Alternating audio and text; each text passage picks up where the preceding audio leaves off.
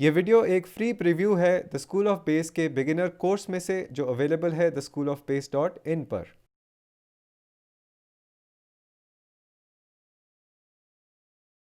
तो western music में जो नोट्स होते हैं या सुर होते हैं उनको रिप्रेजेंट किया जाता है अल्फ़ाबेट से। अल्फ़ाबेट्स यानी हमारे ABCDEFG। ठीक है, तो ये सारे नोट्स हैं वेस्टर्न म्यूजिक के ABCDEFG। अब अलग अलग जगह से इनको शुरू किया जा सकता है। ध्यान देने वाली चीज़ ये है कि ये जो G है इसके बाद H नहीं आता, G के बाद हम फिर दोबारा A पे चले जाते हैं। तो ऐसे ही साइकिल पे चलता रहता है, सब कुछ एक तरह से घूमता रहता है। तो अगर मैं C नोट बजाता हूँ यहाँ पे और C से आगे जाता हूँ, ठीक है, ये हमारा सारे गामा पधा निसा है। इसको वेस्टर्न म्यूजिक में हम एक मेजर स्केल कहते हैं, उसकी डिटेल में बाद में जाएंगे, अभी सिर्फ नोट्स के सिस्टम को समझते हैं। तो ये तो हमारे 7 नोट्स हो गए। 7 कौन से हो गए? 1 2 3 4 5 6 7। ठीक है, C D E F G A B और ये C वापस। अब वेस्टर्न म्यूजिक में होते हैं 12 नोट्स, तो 7 ये हो गए और ऊपर के ये 5 और हैं। ठीक है, 7 5 बाकी के। ठीक है, अब कैसे देखते हैं नोट्स को, इनके नाम क्या होते हैं? अगर आप C से हाफ स्टेप ऊपर जाएंगे, हाफ स्टेप मतलब जो इमीडिएटली नेक्स्ट नोट है, ये इमीडिएटली नेक्स्ट नोट है। ठीक है, हाफ स्टेप ऊपर जाने पे जो नोट हमें मिलता है उसको हम कहते हैं C शार्प। ठीक है, तो C हाफ स्टेप ऊपर जाता है तो बन जाता है C शार्प। ठीक है, ऐसे ही D हाफ स्टेप ऊपर जाएगा तो बन जाएगा D शार्प। ऐसे ही E हाफ स्टेप ऊपर जाएगा तो कुछ भी नहीं है यहाँ बीच में, तो E का शार्प नहीं होता। ठीक है, इससे हम ये समझ सकते हैं। F हाफ स्टेप ऊपर जाएगा तो बन जाएगा F sharp. G half step ऊपर जाएगा तो बन जाएगा G sharp. A half step ऊपर जाएगा तो बन जाएगा A शार्प। और B हाफ स्टेप ऊपर जाएगा तो कुछ नहीं बनेगा, C बन जाएगा, क्योंकि B का शार्प नहीं होता। हमें दिखाई दे रहा है कि वहाँ पे कुछ भी नहीं है। ठीक है, तो ये हुए हमारे 12 नोट्स। अब क्या होता है, ये जो ब्लैक वाले नोट्स हैं ऊपर, इनके और भी नाम हैं, यानी कि हर एक नोट का एक और नाम है जिनको हम फ्लैट्स में बुलाते हैं। यानी कि अगर मैं B को हाफ स्टेप नीचे करता हूँ तो ये B फ्लैट बन जाता है। ठीक है, अब इसका नाम A शार्प भी है और B फ्लैट भी है। इसको कहते हैं एन हार्मोनिक नोट। ठीक है, ये टर्म काम नहीं आएगी आपके बिल्कुल भी म्यूज़िक बजाने में, लेकिन जस्ट नाम के लिए याद रख लीजिए एन हार्मोनिक नोट। ठीक है, बस हमें ये ध्यान रखना है कि A शार्प और B फ्लैट एक ही बात है। ठीक है, उसका थियोरी में यूज़ होता है, वो बाद में बात करेंगे कभी, लेकिन अभी के लिए सिर्फ इतना याद रखें, A शार्प और B फ्लैट एक ही बात है। तो अब A पे आते हैं। A से गए हाफ स्टेप नीचे तो मिला A फ्लैट। ठीक है, इसको G शार्प भी कहते हैं। G से गए हाफ स्टेप नीचे तो मिला F शार्प या फिर G फ्लैट। ठीक, F से गए हाफ स्टेप नीचे तो कुछ नहीं मिला, E ही मिलेगा, तो F का फ्लैट नहीं होता।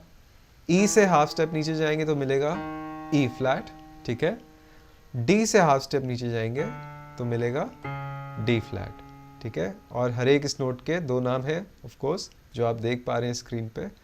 तो ये हुए हमारे 12 के 12 नोट्स। अब बेस पे चलते हैं और देखते हैं बेस गिटार पे ये नोट्स कैसे पोजीशनड हैं। तो बेस अच्छे से बजाने के लिए गानों के साथ में हमें बेस गिटार के सारे नोट्स याद होने चाहिए। ठीक, इम्पॉर्टेंट चीज़ ये है कि एक ट्रिक सीखें हम कि इतने सारे नोट्स को फटाफट से याद कर लें। उसका एक तरीका है, जैसे मैंने कहा, एक ट्रिक है जो मैंने निकाली थी, वही आपके साथ में शेयर करूँगा। ठीक, अब सबसे पहले बात करते हैं ए स्ट्रिंग की, ई स्ट्रिंग की। ई स्ट्रिंग, ओपन ई स्ट्रिंग बज रही है। ठीक है, ओपन ई स्ट्रिंग इसलिए कह रहा हूँ मैं इसको क्योंकि मैंने कुछ दबाया नहीं है यहाँ पे, तो जब हम इस स्ट्रिंग को ऐसे ही बजाते हैं बिना कुछ लेफ्ट हैंड से दबाए, इसको ओपन ई स्ट्रिंग कहते हैं। अब अगर मैं हाफ स्टेप ऊपर जाता हूँ तो इस नोट का नाम है F। ओके, F को हाफ स्टेप ऊपर करूंगा तो F शार्प, F शार्प को हाफ स्टेप ऊपर करूंगा तो G। ठीक, G को हाफ स्टेप ऊपर किया तो G शार्प, G शार्प को हाफ स्टेप ऊपर किया तो A। अभी मैं बढ़ता जाऊंगा यहाँ तक, उसके बाद में आपको ट्रिक बताता हूँ। इसके बाद में हाफ स्टेप ऊपर करेंगे तो A शार्प, A शार्प को हाफ स्टेप ऊपर करेंगे तो B, B को हाफ स्टेप ऊपर किया तो C।